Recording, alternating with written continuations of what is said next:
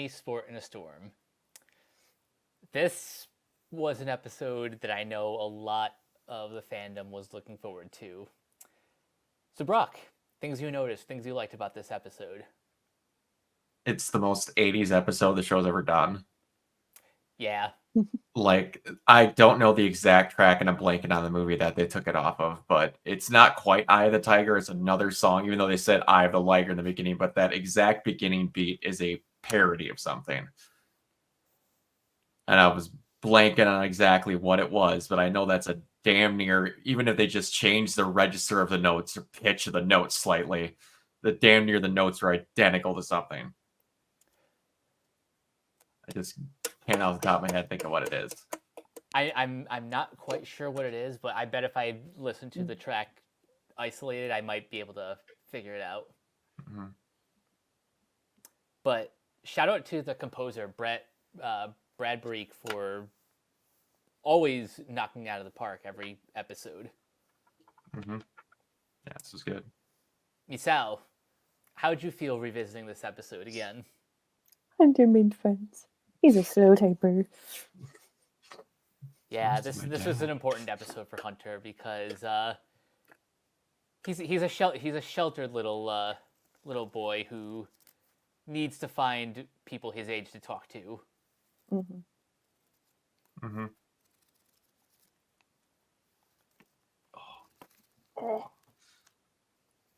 So I'm trying to. Is there supposed to be a real world analogy to the derby that they're playing?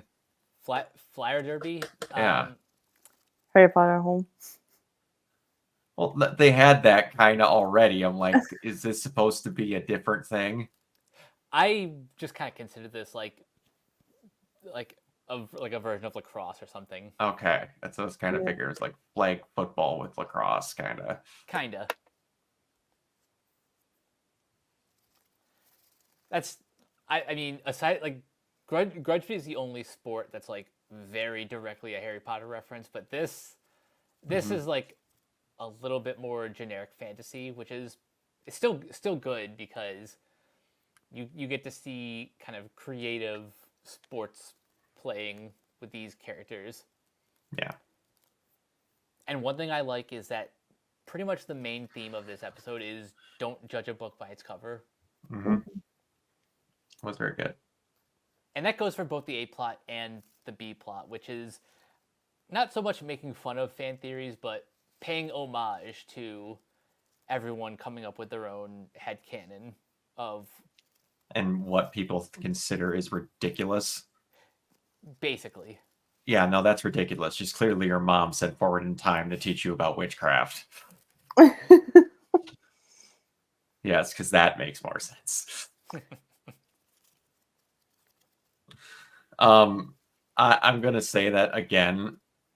One thing the show does well, and what I appreciate in shows, period, is when a thing is just added as a plot detail or a world detail, and it ends up being one of the funniest things that like almost never shows up again. Like everything that is a clock is screaming, and the crow phone is just a bird that runs into a window to get your attention. Or how about the lockers are like monsters? Yes. Don't put your lumps in them.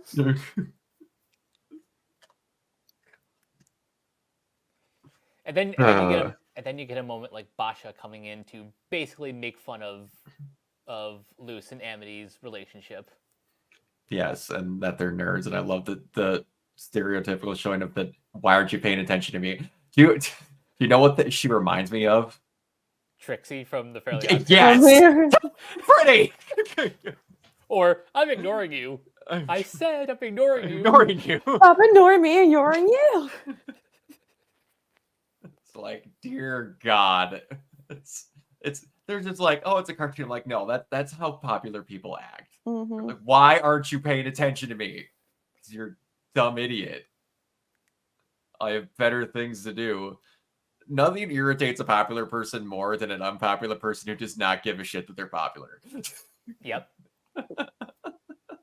It is their kryptonite. I don't want to... We're going to do a small side tangent to one of the most embarrassing things that ever karmically happened to a popular person in high school. Oh boy. A small side tangent with an episode here, because I don't know how I'm ever going to bring this up in a story again on the podcast even. So I don't know how you guys did with graduation or if you even did this, but we had a thing called the senior parade where on your graduation, we got done like a week early, and then you go into we have like a center next to our high school where it's a big meeting room where they hold important events around town and stuff. It's a richer guy around town like made the center for people to use, especially the school, and that's where our graduation and stuff was held. And in the morning we went in there and like had breakfast and we all talked and stuff like that. We had a meeting to like practice the graduation ceremony and how you'd sit and everything. And then as tradition, they go up and they ask like what, or I should say who wants to organize the reunion. Do we want to do 5 years? Do we want to do 10 years? And then someone will normally volunteer and then you'll get a crowd reaction. This girl who thought they were just the cream of the crop, the coolest shit, but was just an absolute bitch that just the preps just dealt with and like no one liked whatsoever. Oh. Goes up and volunteers and says, And and literally a raucous eruption of booze across the whole thing, and she just walked off Beautiful. stage, and I was going, woo! In the background.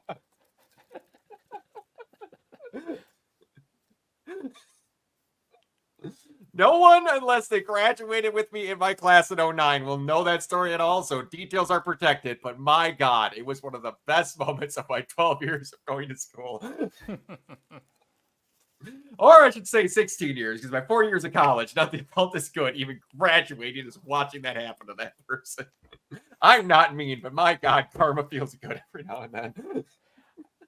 I'm sure it does. Yes, it does. Speaking of karma, Tibbles is in this episode. And Metholomew. I love the Tilla knows that she had a name this whole time. Yeah, because before that, she's basically just referred to as Tiny Nose. Yes. And yes, as a reminder, that is Dana Terrace providing the voice. Yes. Also, like we gotta take a moment of the guard, Steve. Steve Steve has a nice pack. I appreciate that Steve only refers to himself in the third person. He's like The Rock, but not a douchebag. Hey! Steve is beginning to regret his decisions. So is Hunter. And something else I liked about this episode, the relationship between Hunter and Darius. We don't really know much about the mantle of the Golden Guard, but clearly it's something important to Darius because he's holding Hunter to a very high standard. Yeah, like even rewatching it, I still get like Darius is trying to be like the cool uncle. Yeah, I appreciate that not all of the Coven heads are naturally evil dickbags. No, only some of them. Yeah. How he was like purposely trying to portray him as evil, and no, he was just a guy that wanted a spa day and didn't want to be bothered by freaking kids. Honestly, I you having me work on my day off. I love how he's going to do the scare tactic as well. I was literally just going to drop them off at Hexside. I wasn't going to do anything. Because it makes sense when you watch back the episode. He literally teleports them out of the jail where they're being held, waiting for the Emperor's Coven to come and get them, and he just wishes them away and then just starts flying. Yeah, this is one of those episodes I think benefits the most from rewatching because you pick up on like very subtle hints of like foreshadowing. Like even at the start of this episode, Darius just does not want to be bothered, so he kind of has this attitude of, look, I don't know, just figure it out. Just figure it out. Just leave me alone. Make some friends. Yes. Go touch crafts. Yes, and then he makes him a Penstagram account. God, you're a slow typer. And then that physical eruption that shakes the aisles when they see who is playing freaking flyer derby with them. Yeah. It'll be great. We're just going to take control of you, slap sigils on your backs, and it's like, you're not going to be able to do anything. And I felt the most corporate work day of anything. Like, I'm doing an asinine amount of overtime to put a improvement on my house in the next year and a half, and them going is like, yeah, you can play it on your day off, and just think next year it's only 52 weeks 52 away from weeks. your next one. God, that's Like, what God, it feels I like. felt that in my soul. Like, it's too real. Oh, I don't know if you guys watch Adam Ruins Everything, but the episode about bad bosses reminded me a lot of this. I remember watching a couple episodes of that. Yeah, and this brings me to another thing. Everyone that bitches about Ford coming up with the 5-day work week and the 2-day weekend, and they're like, he ruined my whole life. I'm like, someone could have came up with a 7-day work week where you don't get a day off. Mm-hmm. But no one thinks about that part. They just get mad that they have automatically 2 days off. When you could have just went, no, you work your whole lives and don't get days off. That's the standard. I can't say anything because I moved, so I have a new job, and my job is I work for 10-hour days, so I'm off one day in the week. Oh, Yeah. so you got the 4-10 schedule? Yeah, I kind of like it. No, that's what I have.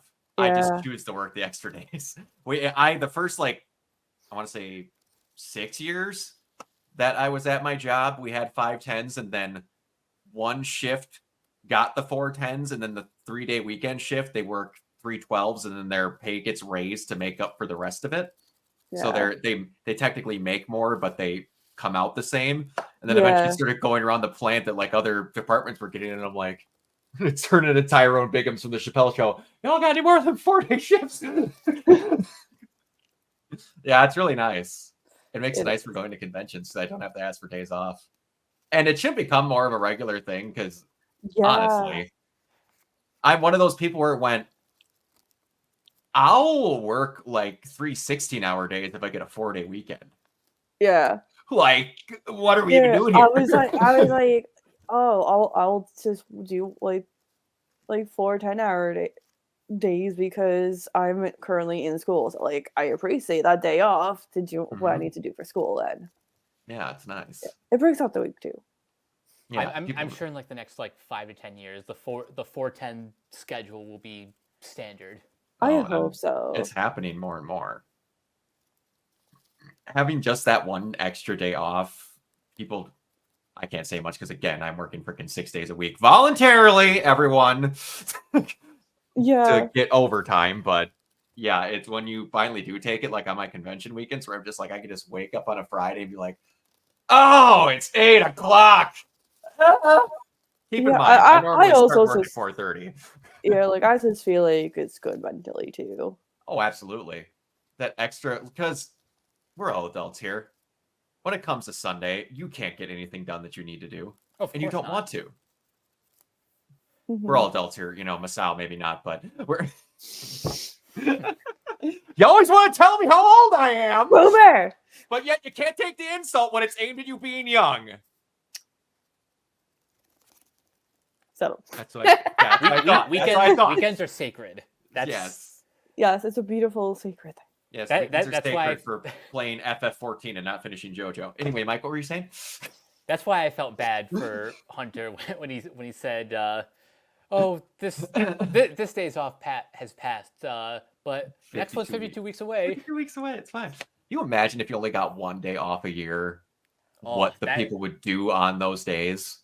That would be.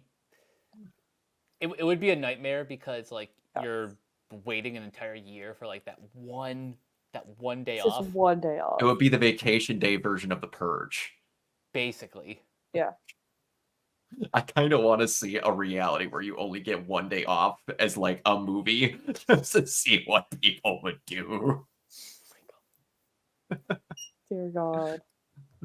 People would still be probably covering their houses for the same exact reasons because they wouldn't want to deal with the people coming around in their freaking vacation days. Mm-hmm. So we've been off the beaten path on this video, but to bring it back to the episode, Brock, I have to ask, how'd you feel about Willow's plot this episode? I thought it was cool. She's actually got confidence and stuff in her, so I greatly appreciate that they're getting some more screen time, and it's like this episode, like people bitched a lot that Willow and Gus get sidelined. I'm gonna be really honest with you. I'm not feeling them have any less screen time than they in the original.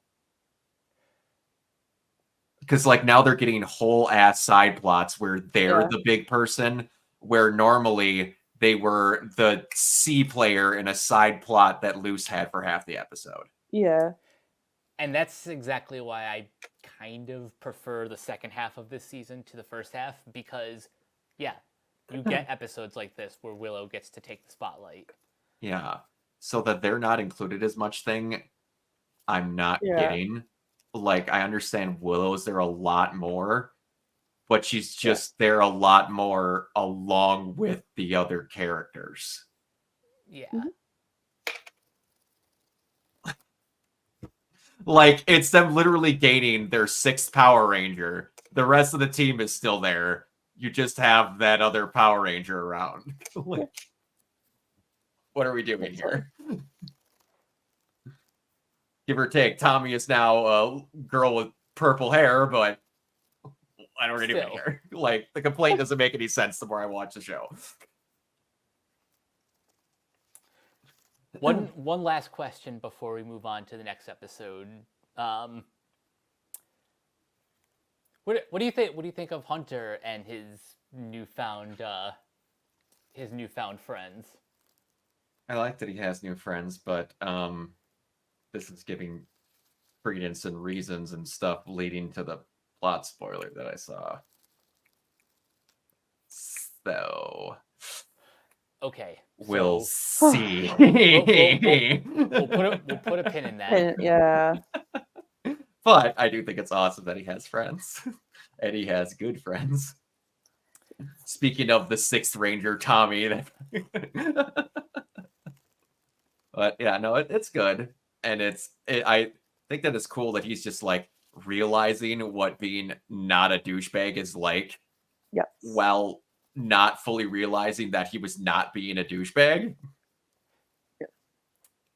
Again, he's a very sheltered kid, so Yes, Yeah. he has a lot He's of getting there. growing up to Mhm. do. He's getting there. Yeah. He'll get there. Mhm.